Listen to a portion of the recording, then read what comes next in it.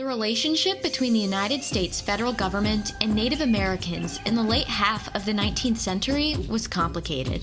The moment European explorers set foot on the New World's shores, Native Americans were given no place in white society. Issues between the white folk and tribespeople were often settled by Christian religious groups, especially the Quakers. The Quaker Christians were used as political pawns and catalysts for assimilating policies, as they managed tribal reservations and the boarding school movement, especially in Indiana. Zitkála-Šá, a Yankton Sioux woman, found herself in the middle of this church and state entanglement as she was taken from her home in South Dakota at age 6 to be westernized at a Quaker boarding school in Wabash, Indiana. In the late 19th century, as indigenous livelihoods were greatly controlled and oppressed by the federal and state governments, Zitkála-Šá understood that communication was the key to achieving freedom and citizenship for her people. Though she was an author, playwright, journalist, and advocate, Shaw's strong heart for equality and justice spoke louder than words. Nearly 75 years before Zitkála-Šá would begin her work, the first problem of forceful federal control over Native Americans began. Though the United States colonized Native American lands and murdered their populations as far back as the 1600s, Andrew Jackson's 1830 Indian Removal Act took things a step further. Known as the Trail of Tears, nearly 46,000 natives were expelled from the East Coast to the West Coast, facing treacherous conditions on the way. 20 years later, the Indian Appropriations Act corralled the migrating tribes by constructing the reservation system on unfertile, small patches of land and mandating that the tribespeople could not leave their reservation without federal permission. General Howard recorded a conversation he had with an Apache man during this era. "You Americans began the fight." I replied, as before, "I know that." Unfortunately for the government, an 1860 report found that instead of dying out under the light and contact of civilization, the Indian population is steadily increasing. The U.S. was confronted with this obstacle to American expansion, so President Grant found a solution: to absorb and assimilate them, with the 1868 peace policy. Contrary to the connotation of its name, the peace policy's goal was to forcefully westernize the natives. The phrase, "kill the Indian, save the man," became the new American mantra, for the indigenous societal structures, languages, religions, and rituals were viewed as uncivilized and the people needing saving from themselves. The peace policy was supposed to permanently solve the Indian question by putting religious groups in charge of reservations and assigning them to bring Western farming, Euro-American clothing, English, and Christianity to the tribes. Quaker painter Adrian Martinez reflects today on what Quakers did in Pennsylvania during that period. To respect the tenets of their religion, they couldn't actually kill, but they got rid of Native Americans from this state just as efficiently. Without the weapons to fight back or a voice in Washington, the indigenous struggle was silenced. Shortly after the peace policy was enacted, Zitkála-Šá, or Redbird, was born in 1876 on the Yankton Indian Reservation in South Dakota. At age 6, Indiana Quaker missionaries visited the reservation and recruited several children for a glorious education, having parents sign them away on contracts that they could not read. Lakota storyteller and author Dovey Thompson describes what happened to young Šá.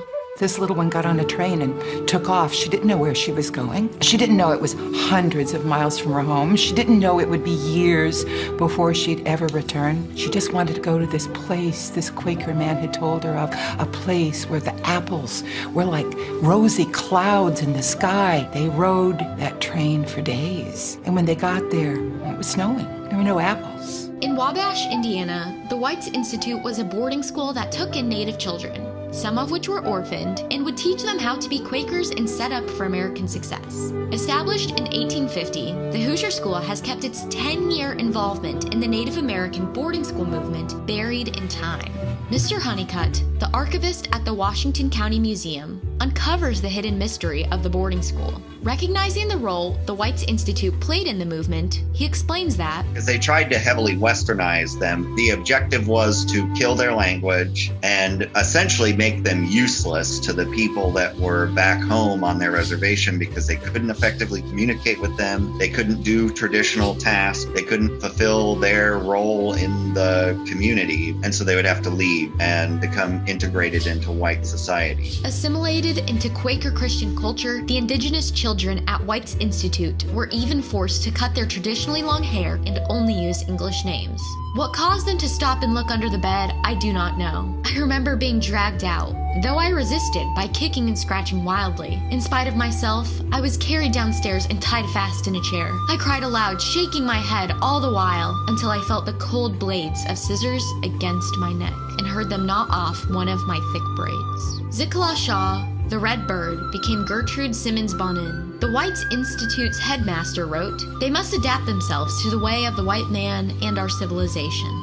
The traumatic experience left Šá unable to associate distinctly with her Yankton or American culture, which was the goal of the boarding school movement. At her graduation, Zitkála-Šá, or the Wild Indian Girl, as the town clerk noted, delivered her oration, The Progress of Women, in front of the townspeople, marking the beginning of her lifelong journey in advocacy and public speaking.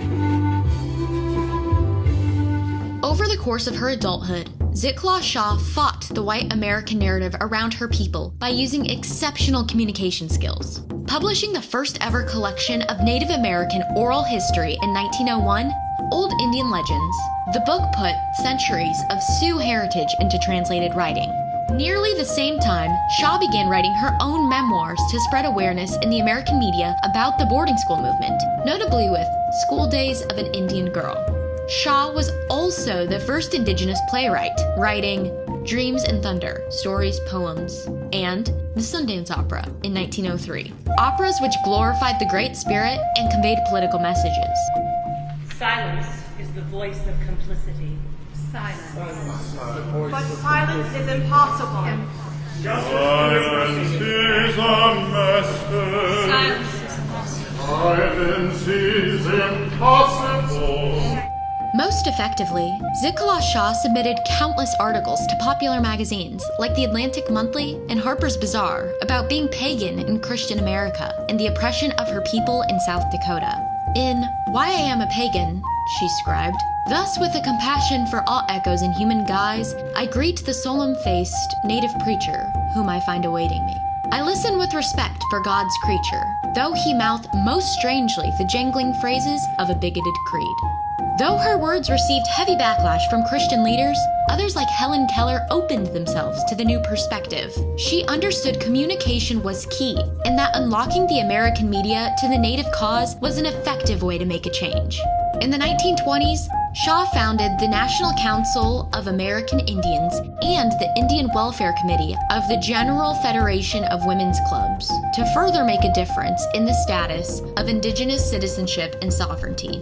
These organizations served as her support system, as she could not play in national politics as a Native American woman alone. In 1923, the Oklahoma Gas and Electric Company used robbery, murder, fraud, and other extra-legal means to acquire oil-rich land in Oklahoma from the Osage tribe. Šá and her team wrote the publication, Oklahoma's Poor Rich Indians, an orgy of graft and exploitation of the 5 civilized tribes, legalized robbery, in response to the atrocity. Šá's committees also fought the Curtis Bill that further stripped the Oklahoma reservations of their land.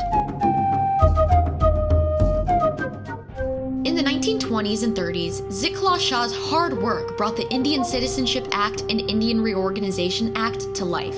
Before the Citizenship Act was passed, Native Americans did not have any rights as American citizens did.